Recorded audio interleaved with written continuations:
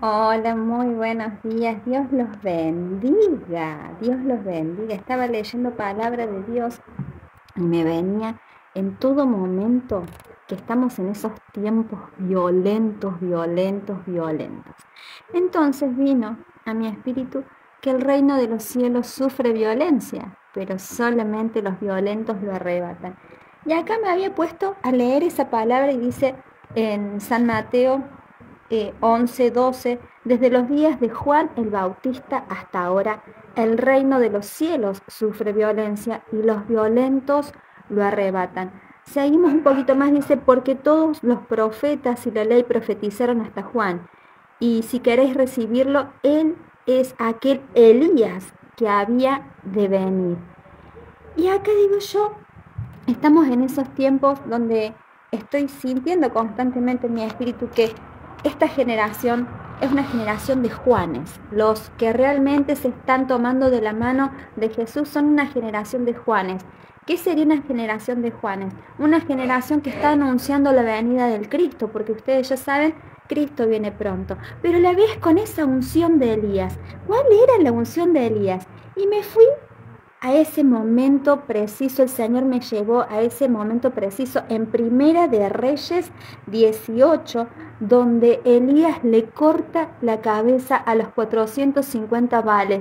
Y me ponía a leer este pasaje y es maravilloso, es poderoso y realmente ese es la violencia que Dios está buscando en este tiempo, no la violencia como se acostumbra en el mundo, sino esos violentos en Cristo, esos violentos que van con todo y nada los frena, que puede venir tormenta, que puede venir una circunstancia, puede venir un desierto, pueden venir 450 brujos y sacerdotes a querer matarte, a querer decirte cosas, mandarte embrujos, hechizos y lo que sea, y ni siquiera el mismo diablo los va a poder parar, porque están tan tomados de la mano de Jesús, tan tomados de la mano de Dios.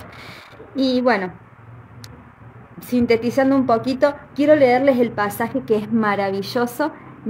Realmente me llega mucho esto, porque lo maravilloso de creer en Dios y tomarse de su mano. También la palabra dice que toda situación, todas circunstancias no es con nuestra fuerza, sino que es con su poder.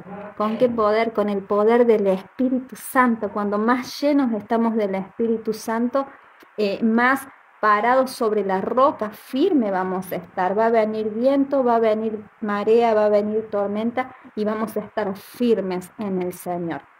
Dice acá en Primera de Reyes 18, 17. Cuando Acab vio a Elías, le dijo: ¿eres tú el que turbas a Israel?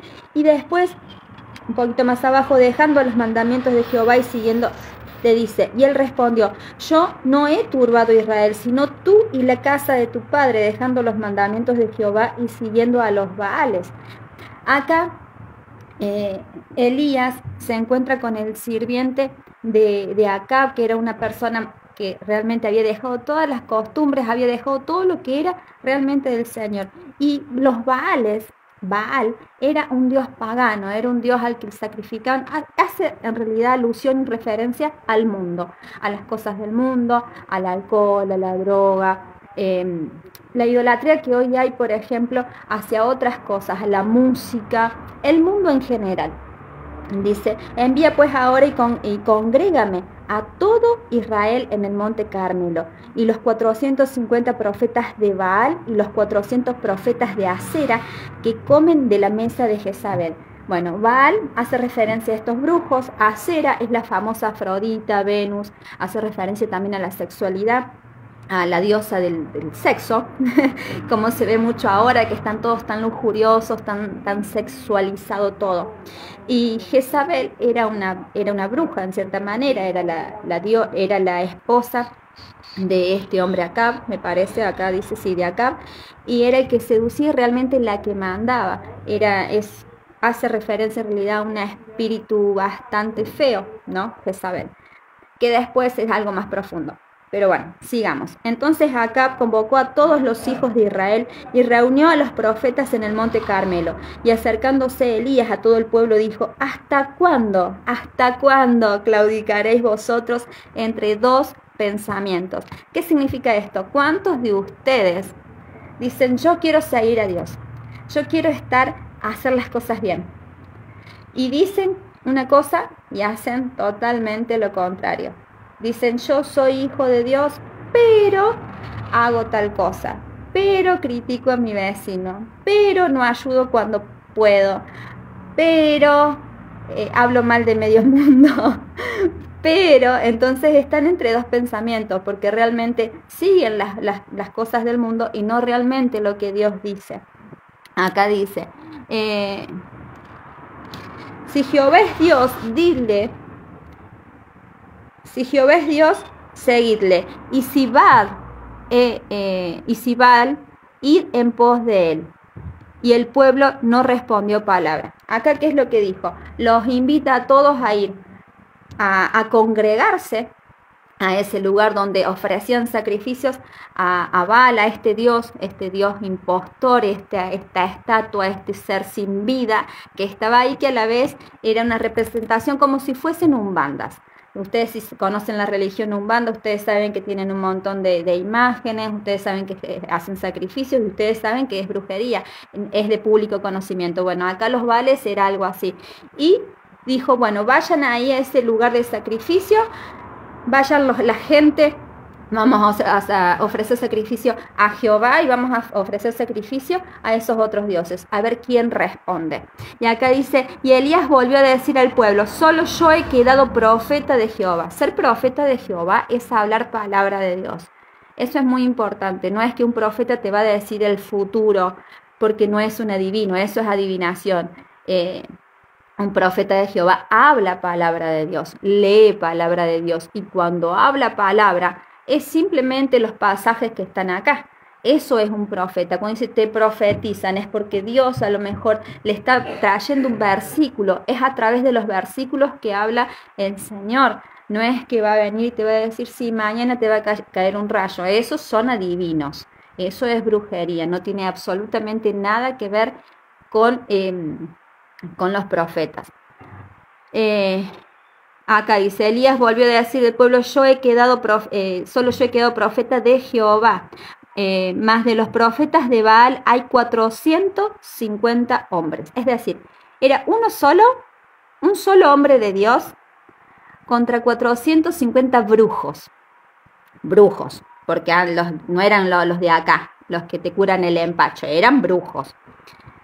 Dense pues 2 bueyes y escojan, bueno, y acá dice cómo debían sacrificar. Después dice, invocad luego vosotros el nombre de vuestros dioses, y yo invocaré el nombre de Jehová. Y el Dios que respondiere por medio de fuego, ese sea Dios. Y todo el pueblo respondió diciendo, bien ha dicho. Es decir, los iban a empezar a hacer sacrificios, y aquel Dios que respondiera con fuego, ese el pueblo iba a seguir.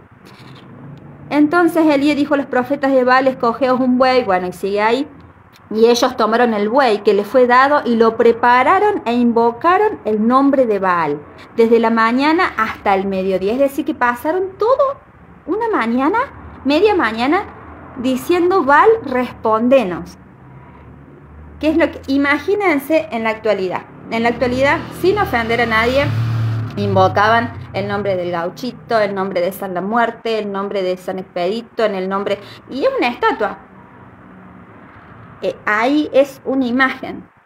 Y está desenfocándose realmente de la fuente. Porque la fuente, es Dios.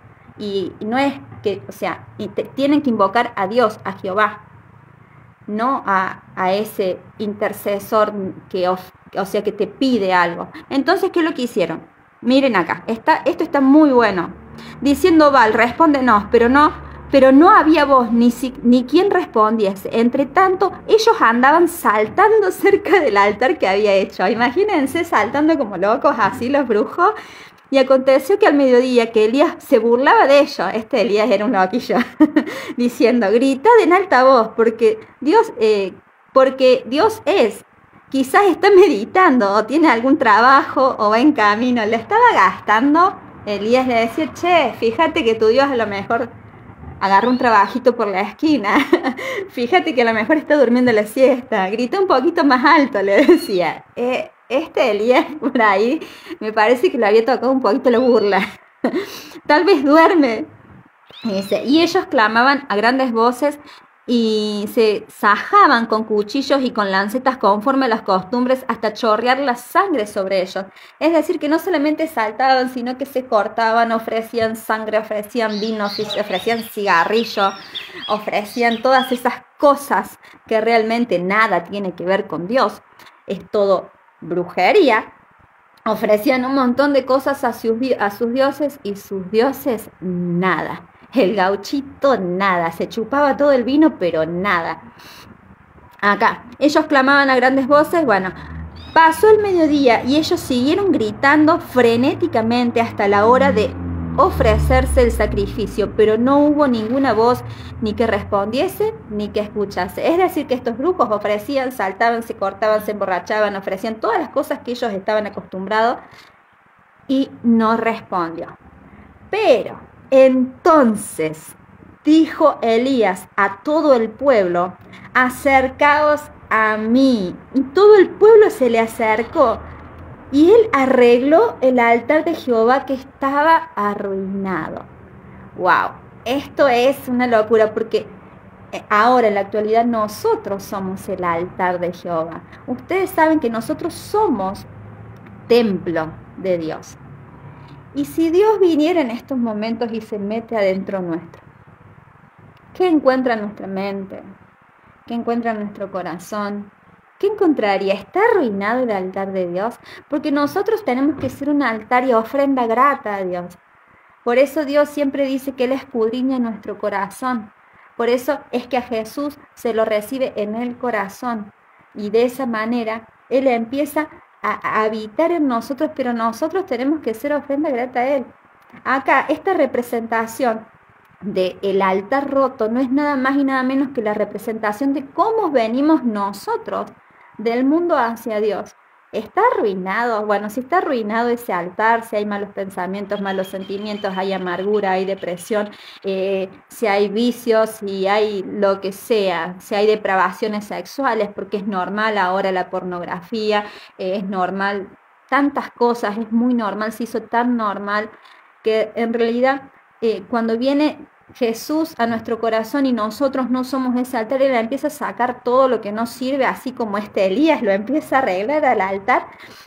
Dice, y tomando Elías 12 piedras, bueno, acá prepara el altar conforme a lo que Dios le había dicho. Dice, cuando llegó la hora de ofrecer el holocausto, se acercó el profeta Elías. Ay, yo me lo imagino Elías así re violento, porque repito, lo que decía que el reino de los cielos sufre violencia y solamente los violentos lo arrebatan. Yo me lo imagino a Elías así todo violento en el Señor, lleno del Espíritu. Dice, cuando llegó la hora de ofrecer holocausto, se acercó el profeta Elías y dijo: Jehová, Dios de Abraham, de Isaac y de Israel, sea hoy manifiesto que tú eres Dios en Israel y que yo soy tu siervo y que por mandato tuyo he hecho todas las cosas. Ese violento que dice: Señor, estoy tan seguro que sos vos el que me envías, que sos vos el que me decís que haga esto, porque está tan conectado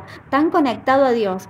Y dice: respóndeme, Jehová, respóndeme para que conozca este pueblo que tú, oh Dios, eres el Dios y que tú vuelves a ti el corazón de ellos. Le estaba pidiendo una respuesta a Elías para que cayera ese fuego del cielo, para que toda la gente viera. Dice, entonces cayó fuego de Jehová y consumió el holocausto, la leña, las piedras y el polvo, y aún lamió el agua que estaba en la zanja. ¡Wow!